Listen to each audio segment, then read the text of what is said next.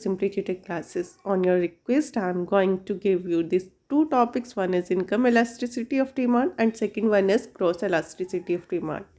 In today's class, I will cover the topic income elasticity of demand. So let's come to the topic. Income elasticity of demand. elasticity हमें क्या बताता है कि कोई भी एक फैक्टर चेंज होने से हमारे डिमांड में जो चेंज आता है उसे हम elasticity से मेज़र करते हैं, मतलब कितना चेंज आया.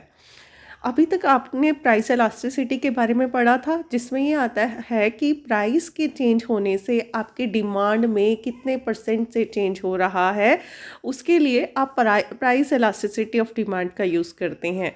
आज जो टॉपिक हम कर रहे हैं उसमें हम बात कर रहे हैं इनकम एलास्टिसिटी ऑफ डिमांड की. मतलब इनकम के बढ़ने या कम होने से आपकी डिमांड पर क्या इम्पैक्ट पड़ता है, उसे आप क्या कहोगे, इनकम एलास्टिसिटी ऑफ डिमांड. ठीक है. अब यहाँ पर एलास्टिसिटी क्या हो गया. एलास्टिसिटी ऑफ डिमांड मेज़र करता है कि जो भी हमारा प्राइस का या फिर इनकम का इफेक्ट डिमांड पर बताता है.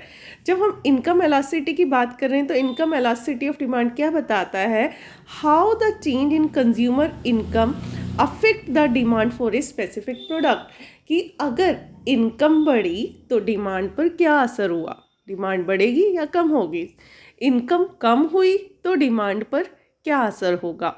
वो मेज़र करने के लिए जिस इंस्ट्रूमेंट का हम यूज़ करते हैं, मेज़र मान लीजिए जिस मेज़र का हम यूज़ कर रहे हैं, that is called income elasticity of demand.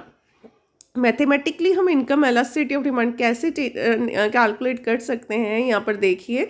Income elasticity of demand is equal to percentage change in quantity demanded due to percentage change in income. यहाँ पर लिखा है ना, percentage change in quantity demanded divided by percentage change in income.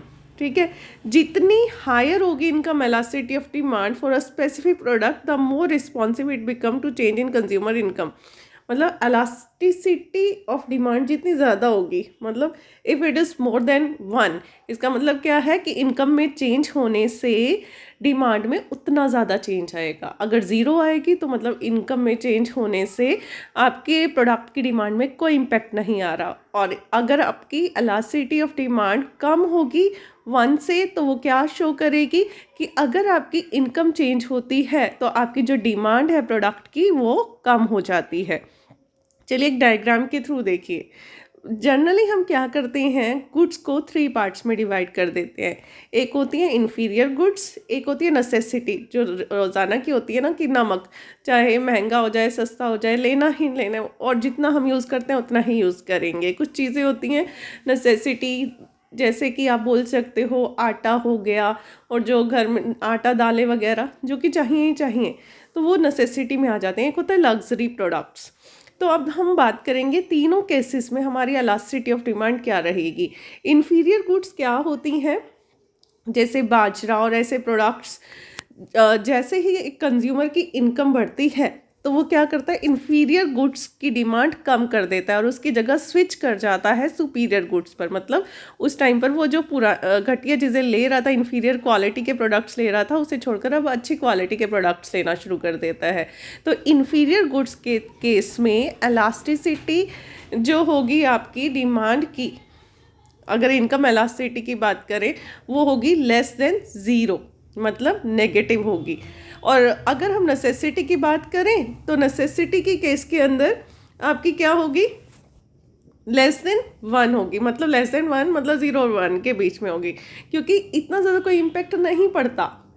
यहाँ पर elasticity less elastic होगी demand necessity goods के case में, कि हो सकता है बढ़े कुछ हद तक, लेकिन एक टाइम के बाद कांस्टेंट हो जाएगी. लेकिन लग्जरी गुड्स के केस में देखें, अगर इनकम बढ़ेगी तो इनकम के साथ एकदम आपकी डिमांड इंक्रीज़ हो जाएगी लग्जरी गुड्स के लिए, और इनकम कम होगी तो लग्जरी गुड्स की डिमांड नहीं करेंगे. तो in case of luxury goods जो आपकी इनकम एलास्टिसिटी ऑफ डिमांड है वो 1 से बड़ी होती है, मोर देन 1 होती है.